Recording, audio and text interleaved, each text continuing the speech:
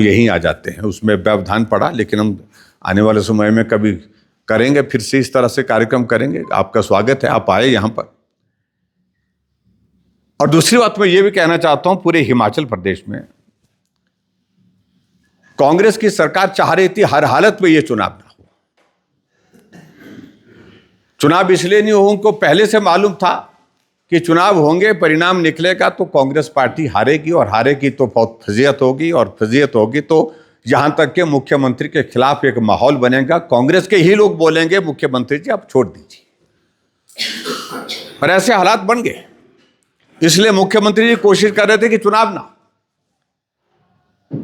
नवंबर के महीने में ये चुनाव होने थे, जाकर के अब जून के महीने में ये चुनाव हुए हैं, संपन्न हुए। यानी कि हाई कोर्ट में गए, सुप्रीम कोर्ट में गए, तब उसके बाद जाकर के हम सफल हुए। और उसके बावजूद भी कई तरह के व्यवधान डालने की कोशिश की, कई तरह की। अभी भी कोई कसर नहीं छोड़ेंगे वो चुनाव को प्रभावित करने के लिए।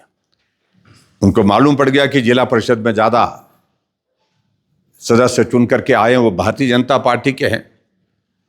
अब एक एक की पूरी जो है वो टीप निकाली जा रही है कि किस बीडीसी के मेंबर को कैसे हटाया जा सकता है, कैसे उसको परेशान किया जा सकता है, किस जिला परिषद के मेंबर को किस प्रकार से परेशान किया जा सकता है।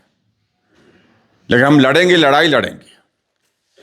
और लोकतंत्र में मैं कह सकता हूं कि लोकतंत्र में आदमी को भरोसा होना चाहिए। और हम तो हैरान इस बात को लेकर के हैं कि जब चुनाव का परिणाम आ गया, उसके बावजूद भी मुख्यमंत्री मानने को तैयार नहीं। हम देख रहे थे, कल कह रहे थे कि हमारे प्रधान ज्यादा जीत करके आए हैं, 2500 प्रधान हमारे जीत करके आए हैं। हमने कहा आप गिन करके दीजिए, अपनी लिस्ट आप दीजिए, हम अपनी लिस्ट दे देते हैं। यानी कि मुख्यमंत्री जी बिल्कुल बौखलाहट में है इस वक्त, इस सारे चुनाव के परिणाम के पश्चात।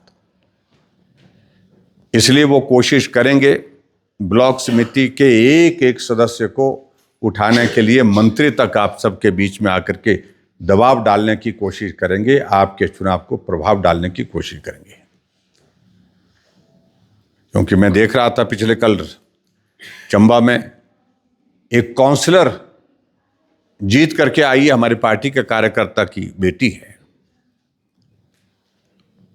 और पिछले कल जा करके वहां पर टीम भेज दी गई घर की पैमाइश के लिए।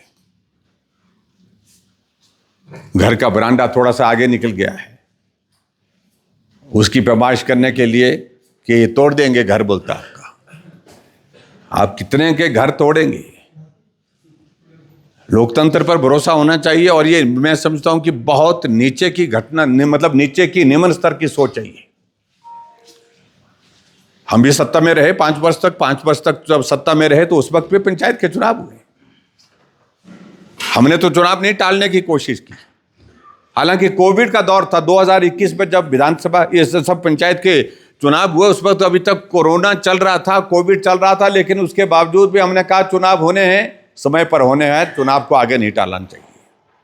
समय पर किया, जो जीत के आए उनका सम्मान किया, उनको बधाई दी, और बधाई देने के साथ साथ में जहां बहुमत जिस दल का था, जिस पार्टी का बहुमत आया, उस बहुमत के साथ चाहे वो बीडीसी बनी, चाहे वो जिला परिषद बनी, चाहे नगर पंचायत बनी, चाहे नगर परिषद बनी, कोई दखल नहीं दिया। लोकतंत्र का सम्मान करना चाहिए आखिरकार। लेकिन मुख्यमंत्री इस तरह से हिमाचल प्रदेश में व्यवहार कर रहे हैं जैसे ममता का चुनाव का परिणाम निकल गया, लेकिन उसके बावजूद रिजल्ट निकलने के बाद भारतीय जनता पार्टी प्रचंड बहुमत के साथ वहां पर जीत करके आ गई, वोटों की गिनती होने के बाद। लेकिन वो कहती है कि मैं त्यागपत्र नहीं दूंगी।